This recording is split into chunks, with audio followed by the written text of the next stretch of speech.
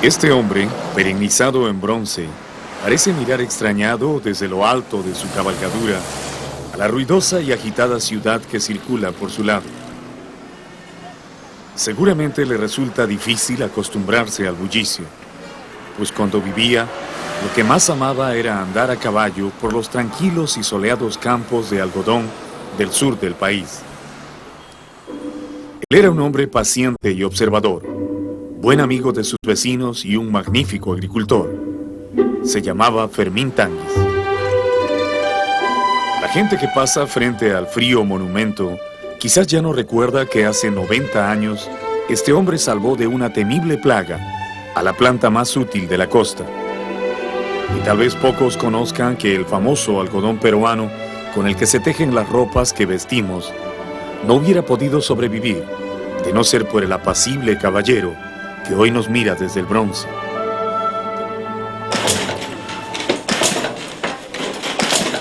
El prestigio mundial de la textilería peruana basada en el algodón viene desde muy atrás en la historia de nuestro pueblo. Esta red tiene 5.000 años de antigüedad. Los hombres de la costa central peruana aún no fabricaban vasijas de cerámica, pero ya torcían y tejían algodón. En ese entonces los entrecruzamientos y nudos eran hechos a mano limpia, pues aún no se inventaba el telar. Varios siglos después, en Chavín, las telas comenzaron a fabricarse en rústicos telares de cintura y colorearse con pigmentos naturales. A partir de esta cultura temprana, situada en 1200 años antes de Cristo, los antiguos pobladores de nuestro territorio desarrollaron todas las técnicas de tejido y adorno que habrían de convertir a la textilería peruana en una de las más importantes de América. Siguiendo el tiempo, a Chavín le sucede Paracas en la costa sur. Entonces hablar de textilería es también hablar de un exquisito arte pictórico. En los tejidos Paracas, el lienzo base es de algodón y sobre él la lana teñida de los camélidos borda complejas y enigmáticas figuras, como los seres voladores de este paño, en cuya ejecución se emplearon aproximadamente 8 años de trabajo. ¿Qué representan estas figuras? ¿Dioses? ¿Hombres vestidos de dioses? Han pasado más de 2500 años. El tejido está intacto, pero el significado se ha ido perdiendo en el tiempo. Los personajes que vestían estas telas eran los chamanes. Ellos desempeñaban el cargo de intermediarios entre los hombres y las fuerzas de la naturaleza. Su regio vestuario era indispensable para llamar la atención de los dioses, pues ellos solo posan sus ojos en lo que es bello y delicado. Cientos de años antes de que los hombres blancos pisaran esta tierra, Paracas y los valles próximos estaban sembrados de extensas plantaciones de algodón. Los ritos funerarios de aquel entonces demandaban gran cantidad de lienzos. En las tumbas de los antiguos Paracas se han encontrado momias envueltas en 300 metros cuadrados de tela, primorosamente tejida, que demuestra la cantidad de algodón que utilizaban esos antiguos peruanos solo para honrar a sus muertos. Los primeros años de la era cristiana encuentran otros pueblos en pleno desarrollo. Paracas ya no existe. Ahora hay estados regionales fuertes y autónomos, pero en todos ellos subsiste la herencia artística de la textilería Paracas. Los nazcas entremezclaban maravillosas plumas en los tejidos, mientras que los moche y los tiwanaku consolidan y refinan la técnica del tapiz. En la zona de Ayacucho, el pueblo Huari, que crece paralelamente a Nazca, se convierte rápidamente en un imperio y avanza imponiendo sus pautas a los estados conquistados. Ellos ordenan el tamaño que debían tener los telares, los colores que se habían de usar en las telas y los diseños de las mismas. Pero los pueblos dominados por Huari, si bien acataron esas reglas generales, se las arreglaron para introducir en sus tejidos algunos pocos colores y diseños de sus regiones. como una forma de mantener la identidad de su textilería. De esa manera, las telas se fueron convirtiendo en un instrumento de desafío y resistencia al opresor. A la caída del Imperio Wari, hacia el siglo XI de nuestra era, aparecen nuevos estados regionales y se intensifica el comercio de telas entre ellos.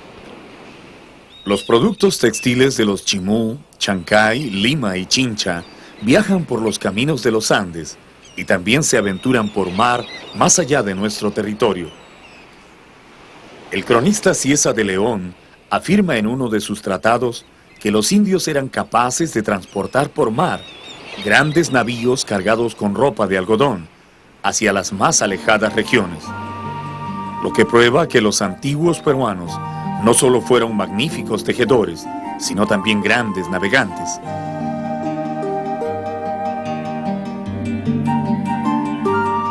Tal vez los textiles más codiciados de ese tiempo fueron las gasas de los Chancay, telas muy suaves y delicadas que las doncellas usaban como velos sobre el rostro. Entre los siglos XIV y XV, el Imperio Inca avanza desde el Cusco sometiendo a una infinidad de pueblos y estados regionales. En textilería, ellos imponen la moda de los tocapus, unos vestidos muy hermosos, tejidos con diseños a base de cuadros. Algunos investigadores creen que los tocapus fueron una especie de escritura que aún no podemos descifrar y probablemente contienen los códices y claves que hacían posible la unidad del vasto territorio que ocuparon los incas. En el estado inca, como en las culturas anteriores, había la costumbre de quemar las telas más bellas en los ritos religiosos. Eran sacrificadas como si fueran animales vivos y sagrados. El cronista Bernabé Cobo cuenta que en la plaza Aucaipata del Cusco, los indios incineraban lujosos vestidos en honor a sus dioses, el sol, la luna, el trueno y la tierra. En ese tiempo, los mejores tejidos salían de los telares de los Aquiahuasis, donde las vírgenes del sol producían para el Inca y su esposa bellísimos vestidos que ellos nunca usaban más de una vez. Pero la producción masiva de textiles se hacía en talleres especializados, donde cientos de hombres y mujeres trabajaban fabricando telas para el uso del pueblo y del ejército. Esa extraordinaria habilidad para el tejido se ha transmitido a través de los genes hasta la gente de nuestros días. Actualmente, en casi toda la sierra, es común ver a las mujeres puchcando, es decir, haciendo hilo para sus telas, casi mecánicamente, mientras realizan otras tareas cotidianas.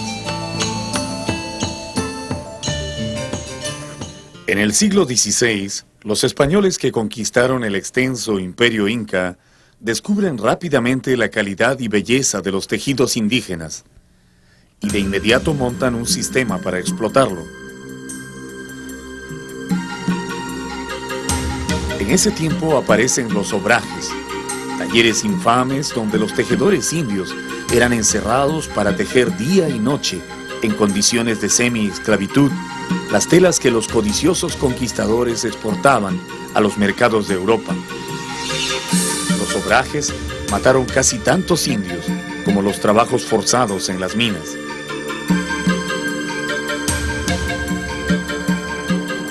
A la llegada de la época republicana, después de una larga guerra de independencia, encontramos que en la costa los principales sembríos eran la vid y la caña de azúcar. Los españoles no se habían esmerado mayormente en el cultivo del algodón, porque ellos trajeron las ovejas que les proporcionaban la lana para sus textiles. Pero los vaivenes de la historia harían una vez más que el Perú se volcara hacia ese antiguo cultivo.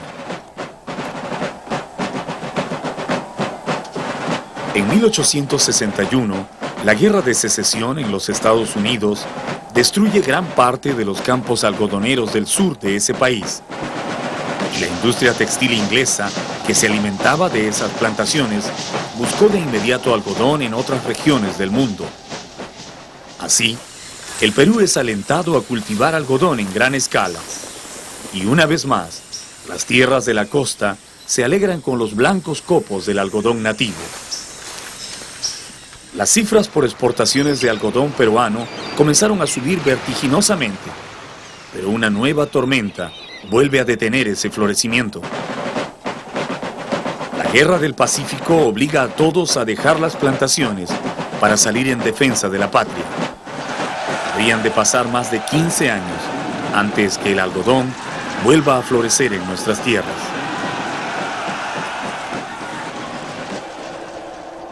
En el umbral del siglo XX, una nueva plaga se abate sobre los campos de algodón, pero esta vez tiene su origen en la misma naturaleza. Una enfermedad conocida como decaimiento o cotton wilt ataca a las plantas y las marchita hasta dejarlas exhaustas. En toda la costa sur, los algodonales comienzan a morir ante la desesperación de los agricultores, que no saben cómo enfrentarse a este flagelo. La antigua fibra sagrada, que ahora era llamada oro blanco, por la importancia que tenía en el presupuesto nacional, parecía extinguirse irremediablemente. Ni los pesticidas más potentes, ni las curaciones que practicaban los agricultores servían para nada. Al parecer, todos los terrenos estaban infestados por la plaga. Nunca se ha visto cosa semejante en estas tierras. La enfermedad del decaimiento está matando todas las plantaciones de este valle. Es necesario buscar una semilla que resista a la plaga. Escribió en aquel entonces un hombre que visitó los campos abatidos. Pocos conocían su nombre, porque no era vecino de la zona, pero su apellido, que aparecía al final de su carta de viaje, sería muy pronto el sinónimo de la nueva semilla.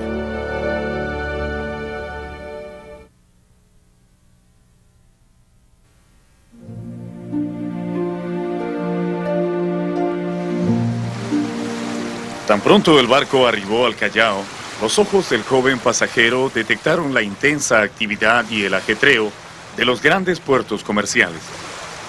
En ningún otro lugar donde el barco hizo escala había notado tanta prosperidad como en este puerto del Pacífico, y pensó que no se había equivocado al venir. El Perú parecía un país prometedor. Con sus 21 años de edad, Fermín Tanguis era uno de los miles de inmigrantes que en esos años llegaban a tierras peruanas en busca de fortuna.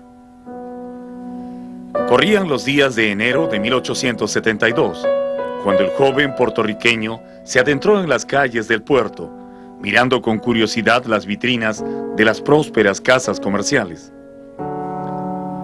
El país vivía entonces una larga bonanza económica, producto de las exportaciones del guano de las islas. Los campos de cultivo de Estados Unidos, Inglaterra, Francia y aún la lejana China se abonaban con el fertilizante de nuestras aves marinas, y el dinero entraba a manos llenas en las arcas del Estado. Los gobernantes de aquel entonces gastaban parte de ese dinero en construir líneas férreas, y hasta había un lema nacional: cambiemos guano por ferrocarriles. Precisamente en uno de esos trenes se embarcó el joven Tanguis para viajar del Callao hacia Lima. En la capital del Perú, sus estudios de contabilidad le permitieron encontrar empleo en la Casa Bianchi, pero ese trabajo de escritorio, tranquilo y rutinario, no era el que Tanguis había querido. Él soñaba con el otro Perú, el que había conocido a través de los libros de Antonio Raimondi, el sabio italiano que propagó a los 4 puntos cardinales la belleza y variedad de especies de nuestro territorio. Era ese país, misterioso y de geografía desafiante, el que atraía al joven Tanguis. Después de renunciar a su escritorio en la Casa Bianchi, Tanguis viaja a las minas de plata de Castrovirreina, en Huancavelica, donde se afincó por algún tiempo, fascinado con el paisaje helado de la cordillera. Estando en el campamento minero Santa Inés, se entera del estallido de la guerra con Chile y de la inminente invasión del territorio peruano por fuerzas enemigas. En En la mina de Santa Inés había quedado inmovilizada una importante reserva de barras de plata que corría riesgo de ser capturada por los soldados invasores. Aunque no tenía nada que ver con ese cargamento, Tanguis se ofreció a llevarlo a Lima, usando como salvoconducto su condición de extranjero, que también podía resultar peligroso en medio de una guerra. Escondiéndose por caminos de herradura y siguiendo los arriesgados atajos que solo conocen los arrieros de la cordillera, Tanguis logró poner a salvo las barras de plata, después de 17 días de peligroso recorrido por territorios ocupados. El dueño de la mina, don Reinaldo Flucker, asombrado de la hazaña del joven contador, quiso pagarle el servicio, ofreciéndole una recompensa económica, pero Tanguis no quiso aceptarlo. Le bastaba la satisfacción de haber hecho un buen trabajo. Después de la guerra, en las grises calles del campamento minero, Tanguis conoce a una jovencita que apenas salía de la adolescencia. Se llamaba Isabel Novoa y era hija de un técnico minero. Más tardó en enamorarse que en proponerle matrimonio. Los descendientes todavía recuerdan ese fulgurante romance que terminó en el altar. Mi papá me contaba que mi abuela se había casado a 16 años y mi abuelo le doblaba más la edad. Sí. Mi abuelita le decía a su esposo Tanguis, nunca lo llamó por su nombre Fermín. Y quizás la diferencia de edad hacía que ella lo tratara así. Y él le decía Isabel, hasta de señora la trataba. Apoyado por su flamante esposa, Tanguis comenzó a probar suerte en otras actividades, como el comercio y la refinación de metales. Buscaba una economía propia y un espacio para afincar a su familia. En esos años, la exportación de guano de las islas había descendido enormemente. El descubrimiento de los fertilizantes artificiales coincidió con el agotamiento de las reservas de guano, y el país trataba de encontrar otras materias primas para compensar la caída del guano, que hasta esos momentos había aportado el 80% de los ingresos públicos. En esa búsqueda de nuevos productos exportables, muchos volcaron la vista nuevamente al algodón. En 1894, don Fermín Tanguis toma en arriendo los fundos Urrutia y Mencía, en el Valle del Cóndor, en Pisco, y se asocia con el trabajador minero don Luis Albizuri para dedicarse por completo al cultivo del algodón. Años antes, había hecho algunos amigos entre los campesinos de Pisco y conocía algo del paciente y esforzado trabajo de los algodoneros. El algodón es una planta que crece lenta y recelosamente sobre la tierra, como si supiera el extraordinario valor que tiene para el hombre.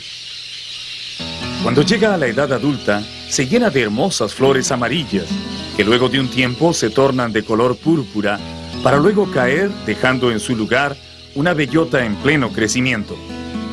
Cuando ella madura, se abre delicadamente, liberando un copo de algodón, tan blanco como la nieve. Estos copos son los velos en los que se envuelven las semillas para volar impulsadas por el viento. Con este delicado vestido pueden viajar a grandes distancias, esparciendo la descendencia del algodón y perennizando la especie. Esta fue la planta que cautivó el corazón de Tanguis. Después de cabalgar largas horas por los campos de algodón, extasiándose con el crecimiento de las plantas, Tanguis solía regresar a la cómoda casona del Fundo Urrutia a compartir la vida familiar con su esposa y sus 7 hijos. Los días parecían repetirse lentamente en medio de la tranquilidad del campo, hasta el momento de la cosecha, cuando docenas de hombres y mujeres se juntaban desde antes del amanecer para pañar el algodón. Los pañadores de algodón son gente de mano rápida. Ellos recorren el campo cubierto de copos, recogiendo la suave masa blanca, que van amontonando en las colcas. A continuación, pesadas máquinas de hierro separan la fibra de la semilla, dejando el algodón listo para ser empacado y enviado a los puertos. Cuando vivía, Tanguis vio estas mismas máquinas en acción y también se detuvo en el muelle de Pisco para observar cómo su algodón era izado a bordo de los barcos con destino a los mercados de Europa. Pisco era en aquel entonces el puerto más importante de las exportaciones de algodón peruano al extranjero. Grandes grúas, tecles y cientos de estibadores le daban movimiento durante casi todo el año. El algodón producía 3 cosechas anuales, rindiendo buenos dividendos a comerciantes y agricultores. Parecía que la prosperidad retornaba al Perú después de la bonanza del guano de las islas. Parecía que la agricultura volvía a ser la actividad económica más importante y natural de nuestro país. Pero el destino tenía otros planes para los esforzados campesinos. Bajo el cálido suelo de los campos, entre las raíces del tierno algodón, había comenzado a crecer un enemigo microscópico, una plaga dispuesta a arrasar los cultivos y acabar con la alegría de los copos. Esa nueva desgracia de los algodonales ahora se llamaba wilt o decaimiento.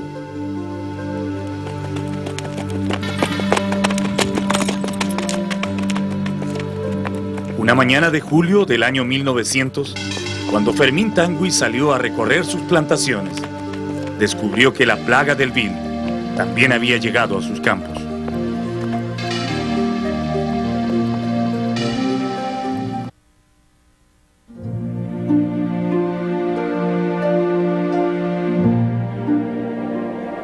El cotton wilt o decaimiento es una de las peores plagas que pueden atacar al algodón.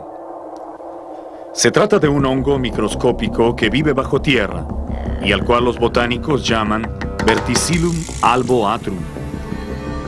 Usualmente el hongo penetra en la raíz de la planta a través de las pequeñas heridas que causan los insectos o los instrumentos de labranza. Y una vez instalado en los finísimos canales de la raíz, se alimenta de ellos y empieza a reproducirse. Este hongo forma grandes colonias que bloquean el paso del agua y los elementos que nutren a la planta, provocando que el algodón se marchite, produzca frutos escasos y raquíticos, y finalmente muera. A comienzos del año 1900, en el sur del Perú, se sembraban 2 tipos de algodón, el egipcio y el suave. Las características de su fibra alargada convenían más a la industria textil británica, que era nuestra principal compradora.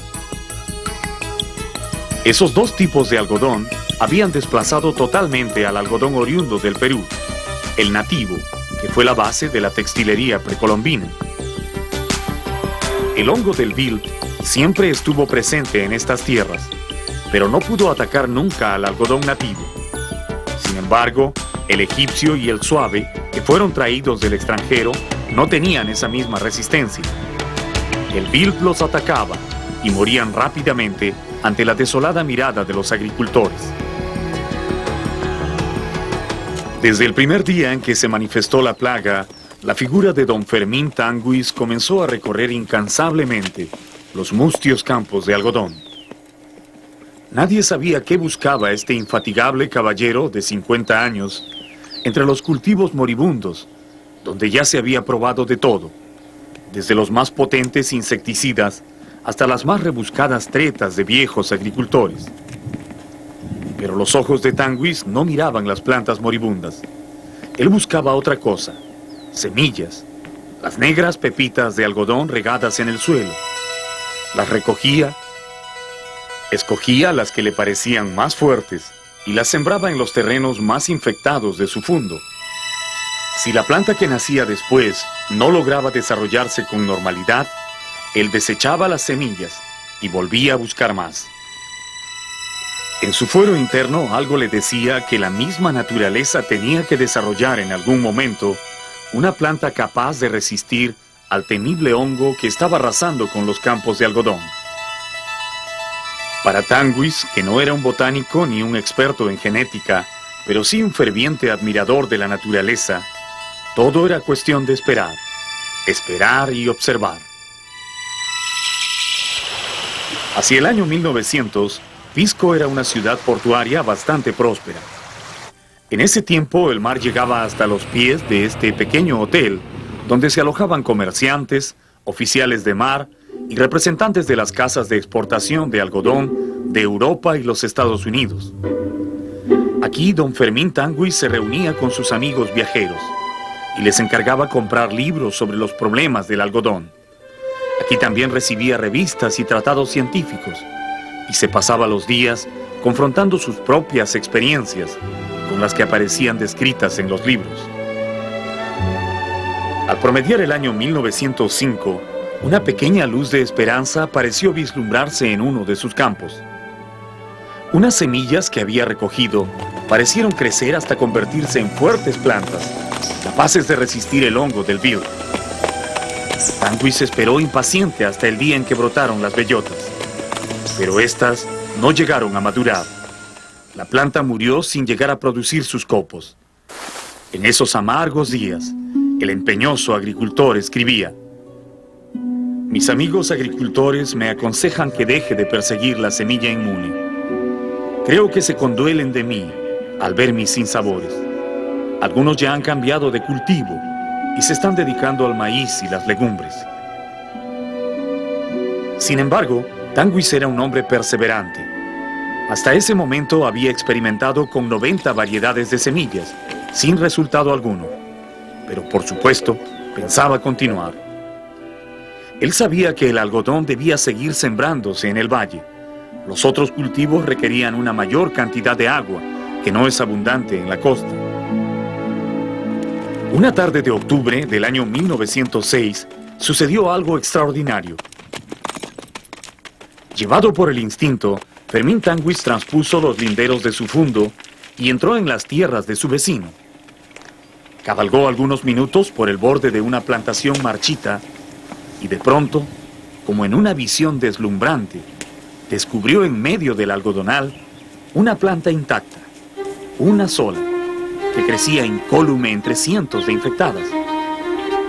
Parecía que la terrible plaga del Wild no existía para ella, pues mostraba sus bellotas blancas, coronadas de impecable algodón, como una bandera de triunfo. Tanguis recogió las bellotas y se las llevó a su fundo, pensando en una sola cosa: ¿por qué esa planta había resistido al Wild?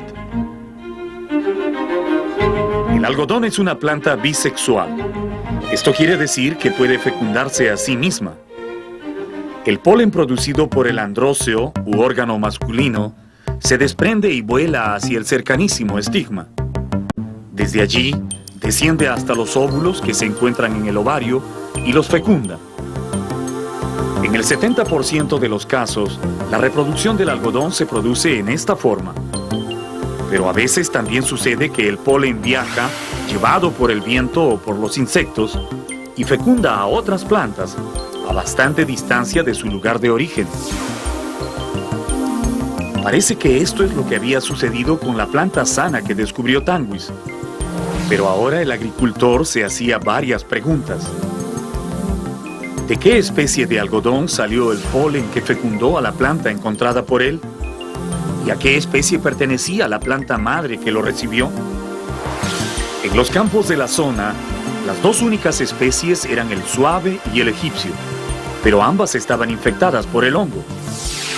¿Sería posible que una tercera especie se hubiera cruzado con una de ellas, provocando un vástago milagroso? Repentinamente, una idea cruzó por el cerebro del inquieto observador: el algodón nativo. ¿Sería posible que el polen de un algodón nativo que crecía silvestre en el valle hubiera cruzado los aires para fecundar a uno de los extranjeros? Tanguis pensó que eso solo podía ser obra de la divina providencia, y él tenía ahora la posibilidad de comprobarlo. De las bellotas que había recogido, obtuvo 30 pepitas negras que colocó sobre su mesa de trabajo. Si sus deducciones eran correctas, esas podían ser las semillas del único algodón resistente al hongo del Wild. Al sembrarlas, deberían producir plantas igualmente resistentes. Con el corazón acelerado por la emoción, el viejo agricultor sembró las semillas en sus tierras. ¿Habría encontrado finalmente la solución al problema? ¿O estaría embarcándose en otro intento condenado al fracaso? Ahora, solo el tiempo podría decirlo.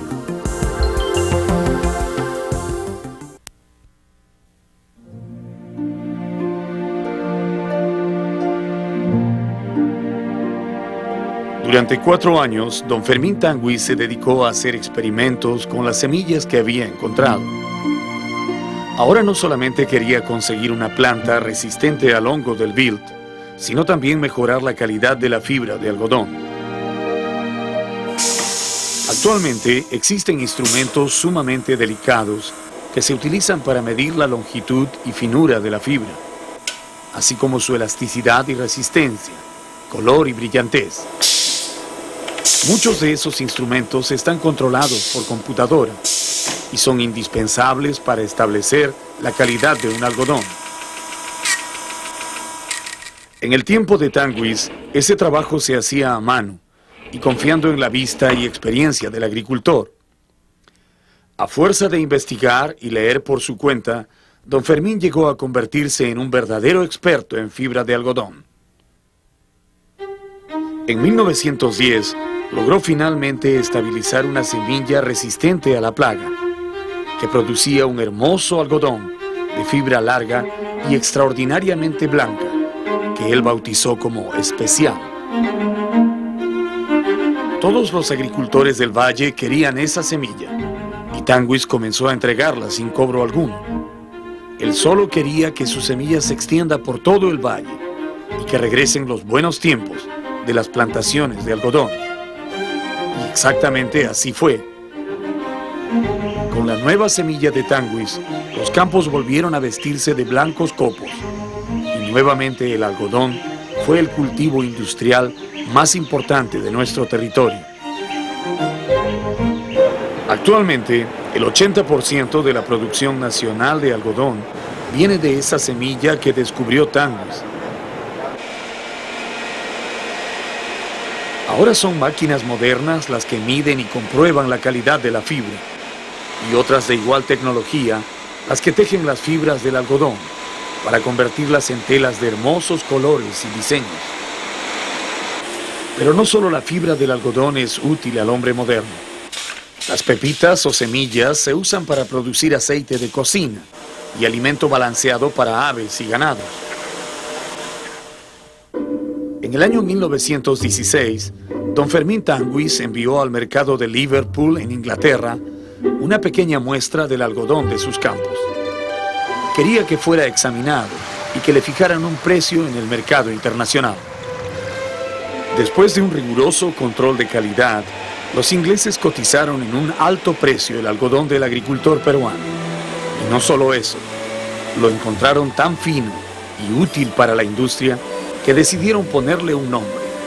Lo llamaron algodón Tanguis, aún en contra de la opinión de don Fermín, que no quería figuración alguna. La Primera Guerra Mundial elevó todavía más los precios del nuevo algodón. El Perú exportaba miles de quintales a Europa y los Estados Unidos. Junto con el azúcar, el algodón sostenía casi íntegramente el presupuesto nacional. Pero el hombre que había descubierto la semilla y que salvó de la ruina a las plantaciones, vivía sencillamente en su fundo Urrutia, trabajando y envejeciendo como un sereno patriarca, rodeado de bulliciosos nietos. Fermín Tanguis siempre fue reacio a los homenajes. Tenían que llevarle las medallas, diplomas y pergaminos a su fundo. El Congreso de la República debió enviar parlamentarios a Pisco para que le impongan una medalla de oro en reconocimiento a sus servicios a la agricultura nacional. Después de condecorarlo con la Orden del Sol, el presidente Leguía ofreció pagarle un sol por cada quintal de algodón Tanguis que fuera exportado al extranjero. La oferta sería heredable a sus descendientes hasta la 5ª generación. Ese premio, bien merecido por supuesto, y que lo hubiera convertido en millonario de la noche a la mañana, también fue rechazado por Tanguis. Toda recompensa monetaria parecía ofender su satisfacción interior de haber descubierto la semilla milagrosa. Esa afición precisamente... Los descendientes de don Fermín Tanguis, que hubieran podido disfrutar hasta hoy del premio que ofreció Leguía, conocen por la historia del firme gesto de su antepasado. ¿Tú trabajas en televisión? ¿Lamentan tal vez que Tanguis no haya aceptado el dinero? Hay que aceptarle su decisión que tomó Fermín. Yo la acepto y creo que mis demás primos también la aceptan. A pesar de que ahora, como están los años tan difíciles en la actualidad, pero es una decisión que hay que aceptarla. Esta pequeña, que lleva en sus venas la sangre de don Fermín, ni siquiera sospecha que pudo haber nacido en un hogar de millonarios. Pero lo más probable es que cuando crezca, tampoco lo lamente. Los genes del viejo Tanguis seguro que la impulsarán a construir su destino a puro pulso. Tanguis no dejó grandes caudales. Ya anciano, mirando su vida hacia atrás, escribió esta lacónica y orgullosa conclusión: nada debo, y era estrictamente la verdad. Pero tampoco nunca quiso aceptar que los hombres de su generación y los peruanos del futuro sí tenían con él una deuda impagable. En los momentos de desesperación, angustia o de crisis, por lo general suele aparecer un hombre providencial, una idea providencial, un gesto providencial. Y para el Perú de los primeros 20 o 30 años de este siglo, ese hombre providencial, esa idea providencial, ese gesto providencial, lo proporcionó Fermín Tanguis. Cercano a su fin, Tanguis escribió en su testamento: deseo que el Fundo Urrutia permanezca en manos de la familia, porque es el producto de mis esfuerzos y el lugar donde realicé las investigaciones que me condujeron a la semilla especial. Ese fue su último deseo y lamentablemente no pudo ser cumplido. El fundo donde vivió y donde buscó apasionadamente la semilla, hoy no es ni la sombra de lo que vieron sus ojos. ¿Quién puede cumplir sobre estas ruinas la última voluntad de don Fermín?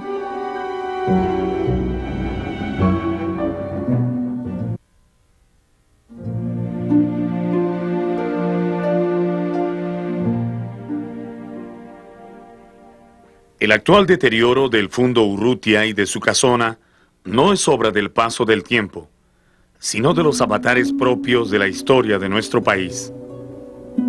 Hoy la intemperie se pasea en esta ruinosa capilla, donde años atrás escuchaba misa el riguroso católico don Fermín Tanguis, en compañía de su familia y sus colaboradores de campo. Pero eso fue hace mucho tiempo, y hoy solo queda el recuerdo. En el año 1969, el gobierno de la Fuerza Armada, liderado por el general Juan Velasco Alvarado, modificó la tenencia de la tierra en el país, mediante una ley de reforma agraria que afectó en igual forma a los grandes latifundios como a las tierras de los medianos propietarios. El lema de esa reforma decía: la tierra es para quien la trabaja, y sonaba muy bien, pero no constituía un verdadero programa de desarrollo agrario. El Fundo Urrutia tenía en aquel entonces 320 hectáreas y no constituía un latifundio según la ley. Sin embargo, los interventores de la reforma agraria decidieron afectarlo y lo redujeron a una simple casona rodeada por solo 36 hectáreas. Igual suerte corrieron todos los fundos vecinos, donde por años se había dado la pelea para salvar y mejorar las plantaciones de algodón. Las tierras expropiadas fueron entregadas a los ex trabajadores, agrupados en cooperativas, que emprendieron con entusiasmo la tarea de administrar como dueños los fundos donde antes habían sido solo empleados. Pero la alegría no duró mucho. Las cooperativas, mal administradas, contrajeron pronto grandes deudas. La producción no alcanzó las metas esperadas y los socios, descontentos con sus dirigentes, pidieron un nuevo cambio en la propiedad de la tierra. Esta vez querían la parcelación. Es decir, dividir los terrenos en pequeñas porciones para que cada uno lo maneje según su buen parecer y entender. En menos de una década, las antiguas plantaciones terminaron convertidas en un conjunto de chacras familiares, que es lo que hoy se puede ver al recorrer estas tierras del sur. El 85% de la producción de algodón peruano está en manos de los parceleros, propietarios de 3 a 6 hectáreas que se esfuerzan por producir individualmente lo que antes hacían en cooperativas. Esta dispersión de las tierras en sí misma no es negativa. Lo es el rechazo que tienen a organizarse para poder bajar sus costos y acceder a los créditos. Después de su experiencia cooperativa, ellos desconfían profundamente de todo tipo de organización. El problema de estos pues, es que no tienen una economía de escala, ¿no? Como son parceleros y como bien no quieren asociarse porque vienen escarmentados de lo que fueron las cooperativas asociativas, las empresas asociativas, ¿no? Entonces ellos, sus productos, sus insumos se encarecen al comprar pequeñas cantidades, ¿no? Al comprar un litro. Los problemas que enfrentan los parceleros amenazan con deteriorar las reconocidas cualidades del algodón tanguis. La semilla tiende a degenerar en cultivos técnicamente mal llevados, pero la responsabilidad de su cuidado no solo depende del productor agrario, sino también de la industria que aprovecha esta fibra. Sin embargo, ni los productores ni los industriales de nuestro tiempo parecen tener mucho interés en proteger una semilla que tanto esfuerzo y dedicación le tomó obtener al ilustre vecino de Pisco. A mí me parece que los textileros un poco que deprecian un poco al sector agrario, ¿no? Y yo creo que como si que ellos se sintieran un poco superiores con respecto al campo y que no permiten un acercamiento de uno con otro, a pesar de que los dos, ambos dependen uno de otro, ¿no?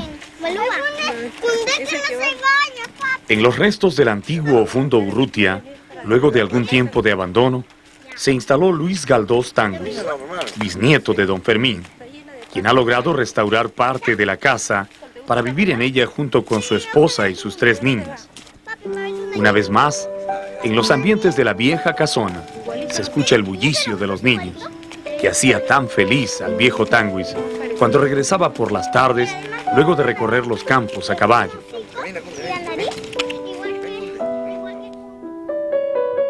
Luis Galdós es un hombre de ciudad. Sin embargo, se ha afincado en estas tierras, cumpliendo el deseo de su bisabuelo de que un descendiente suyo estuviera siempre presente en Urrutia. El deseo de mi bisabuelo era que el Fundo Urrutia nunca se perdiera de la familia, ¿no? Estuviera con la familia y mi padre lo sabía y él fue el que me llamó, me dijo que siempre lo ayudara acá porque él sabía que me gustaba la naturaleza, el campo y por eso estoy acá, ¿no? Galdós trabaja la tierra desde el amanecer como todo un campesino, pero ya no puede sembrar algodón. Los problemas económicos que enfrentan los algodoneros del valle lo han obligado a dedicarse al maíz y los espárragos, cultivos con los que puede sostener con mayor seguridad a su familia. ¿Quién sabe qué pensaría de esto don Fermín?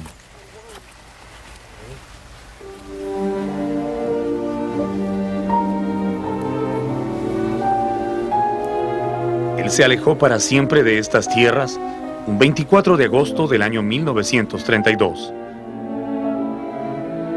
Su cuerpo reposa bajo la losa de una tumba sencilla, pero seguramente su inquieto espíritu no logra descansar en paz al presenciar este nuevo ocaso de los algodonales.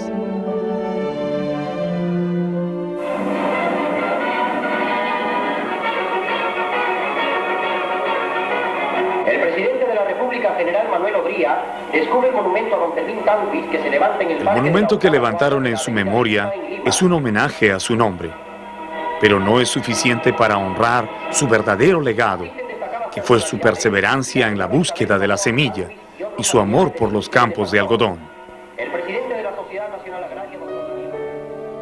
Ese homenaje, el verdadero y tal vez el único que siempre quiso Tanguis, es la continuación de su trabajo. Que los agricultores e industriales hagan florecer el algodón y lo vayan mejorando con los años.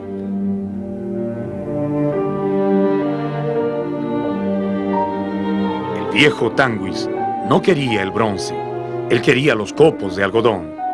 Pienso que el verdadero tributo debería ser, en primer lugar, mantener este espíritu de innovación, de querer siempre mejorar lo que se tiene. Viajar a las semillas significa regresar a los orígenes. Tanguis recuperó para nuestra historia la humilde semilla que dio vestido y abrigo a nuestros antepasados. En una patria que no era la suya, supo ganarse un lugar y aún más, convertirse en un verdadero símbolo para las generaciones.